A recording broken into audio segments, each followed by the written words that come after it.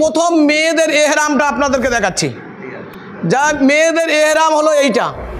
তো যাই হোক, এহরাম যখন মেয়েরা পরবে, এই এহরামটা মাথার ওপর দিয়ে পরার পরে কিন্তু আপনি শাড়ি দেন, ওড়না দেন, তার উপরে কিন্তু দিতে হবে, দিয়ে এহরামটা বাঁধতে হবে। এবার ছেলেরাও এহরাম বাঁধলো, মেয়েরাও এহরাম বাঁধবে। মেয়েদের বাঁধা হয়ে গেলে ছেলেদেরকে এহরাম বাঁধতে হবে, কিন্তু ছেলেদের এহরাম বাঁধাটা এদেরকে একটু কঠিন আছে, মেয়েদের একদম সহজ। এই এহরামটা যখন আপনারা পরবেন, এহরামটা অনেকে আসেন পড়তে পারেন আলহামদুলিল্লাহ, যারা পারেন না আমি আরও একবার দেখাচ্ছি। তো এহরামটা যখন আপনার পরতে হবে, এই এহরামটা 2.5 মিটার করে লম্বা হয়, 2.5 মিটার। এই কাপড় এক একজনের লাগবে 4টি করে, তার মানে 4 আর 10 মিটার কাপড় লাগবে। এইটা হলো 2.5 মিটার কাপড়। এই এহরামটা যখন আপনাকে পরতে হবে, তখন আপনাকে মনে করতে হবে এহরাম আপনার এখনও জামা গেঞ্জি লুঙ্গি যাই আছে এহরামটা একটা এহরাম আপনাকে পরতে হবে। এই মনে রাখতে 3 ভাগের 1 ভাগ বাম হাতে থাকবে, 1 ভাগ 2 ভাগ থাকবে ডান হাতে। পা আপনি এক জায়গায় দাঁড়িয়ে এহরাম কেউ পরবেন না, যদি পরেন তাহলে আপনি হাঁটতে পারবেন না, মুখ সুরে পড়ে যাবেন। এহরামটা পরার সিস্টেম হলো, আপনি 2 দিকে যতটা ফাঁকা করে দিতে পারেন, অথবা এতটা সামনে ফাঁকা করে দিতে হবে। দেওয়ার পরে আপনার এহরামটা পরতে হবে। এহরামটা পরার এই 3 ভাগের 1 ভাগ বাম হাতে, এই বাম হাতটা আপনাকে খুব টাইট করতে হবে।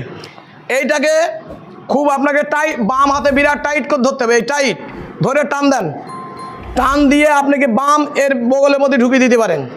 এই দেওয়ার পরে এবার ডান হাতটা আপনি ঘোরান। এটা কিন্তু টাইট, এই যে ঢিলা রাখেন তাহলে কিন্তু হবে না, এটা কিন্তু বিরাট টাইট করে রাখতে হবে।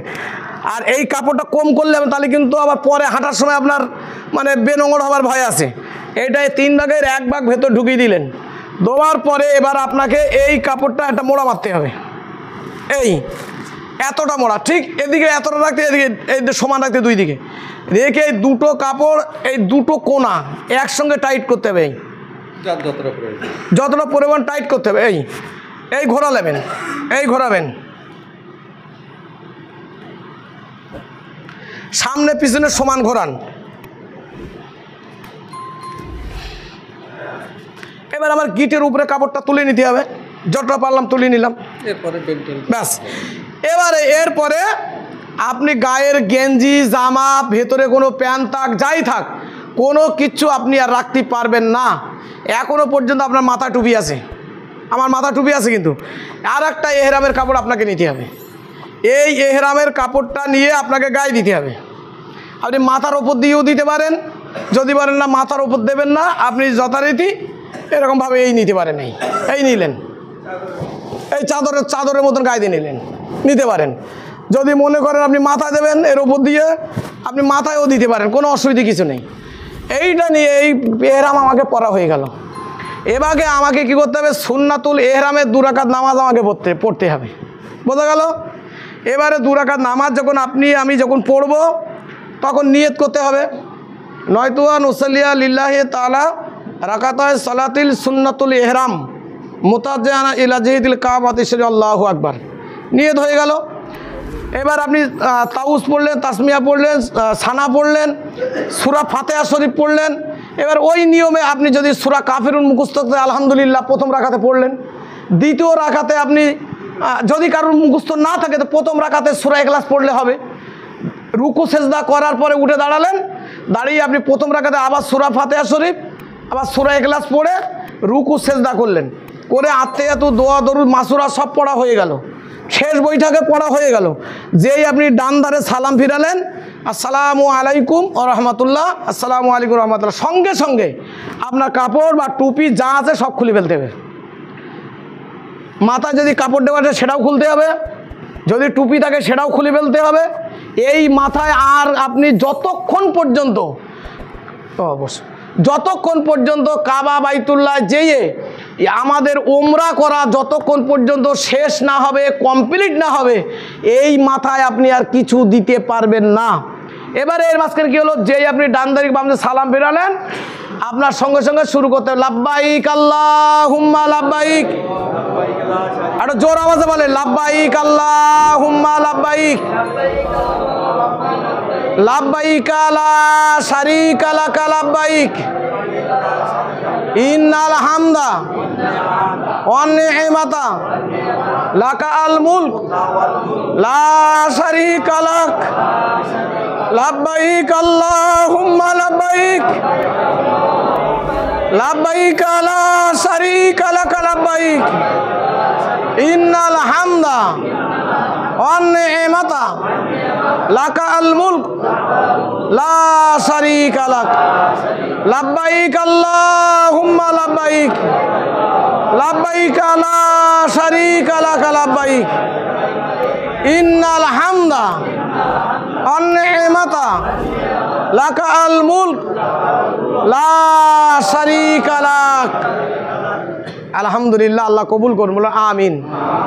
এটা যত আপনি পড়বেন বলেন। এখন আমরা এতটা আওয়াজে পড়ছি, কত সুন্দর না, এটা যেন মজা লাগছে, মনে হচ্ছে যেন অন্তরের মধ্যে একটা মুখে একটা কান্না, অন্তরে একটা কান্না আলাদা।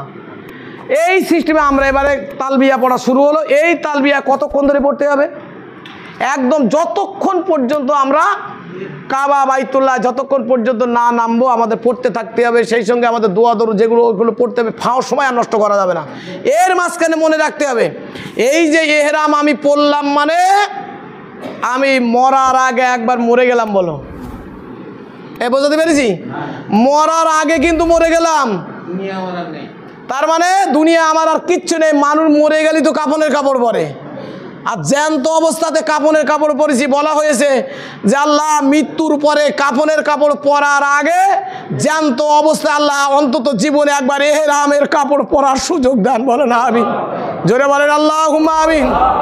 এইটা অন্তরে যদি কেউ যদি গেঁথে নিতে পারে যে আল্লাহ আমি এই কাপড়ের কাপড় বোম্বাই মাটিতে দাঁড়িয়ে পড়লাম, এটা কাপড়ের এহরামের কাপড় বা কাপড়ের কাপড়, আল্লাহ এই অবস্থায় যদি আমার মৃত্যু হয়ে যায়, এই আমার জামা কাপড়, এই আমার শেষ সম্বল, এটা নিয়ে আমি কবরে চলে যাব। আমার জীবনে হয়তো নসিবে আর দুনিয়ার জামা কাপড় আর পাঞ্জাবি মনে হয় আর পাবে, এটাই আমার শেষ। এই নিয়ে বোম্বাইয়ের মাটিতে দাঁড়িয়ে অন্তরের সঙ্গে যে জীবনে করতে পারে তার নম্র ভদ্র আখলাক এনতে হতেই বাধ্য, হতেই হবে। এটা যদি অন্তরের সঙ্গে যদি বাধা যায়, অন্তরের সঙ্গে যদি করা যায়। তো এবারে আমার কি হলো, এই এহরাম যখন আমার পড়লাম, আমার অনেকগুলো জিনিস নিষিদ্ধ হয়ে গেল। কি হয়ে গেল? অন্তরে জবান দিয়ে ফাহিশা কথা বলা হারাম হয়ে গেল, আর বাজে কথা বলতে পারবো না। আমার গায়ের একটা লোম বা কোনো যা ময়লা আমি চুলকুতি পারবো না। যদি একটা পশম পর্যন্ত উঠে যায় তাহলে কিন্তু খাতরা ঘটে যাবে। যদি আমি বেভুলে যদি কথার কথা আমি মাথায় যদি কাপড় যদি দিয়ে ফেলি তাহলে আমার কিন্তু দম হয়ে যাবে। বিপদের সংকেত কিন্তু এবার মাথায় আপনি, বিশেষ করে বেটা ছেলের মেয়েদের, বেটা ছেলেদের মাথায় আপনি কাপড় দিতে পারবেন না, গায়ে আপনি আতর সোরমা সুগন্ধি আর পরতে পারবেন না, আপনি কখনো কোনোদিন গায়ের একটা লোম বা ময়লা তুলতে পারবেন না।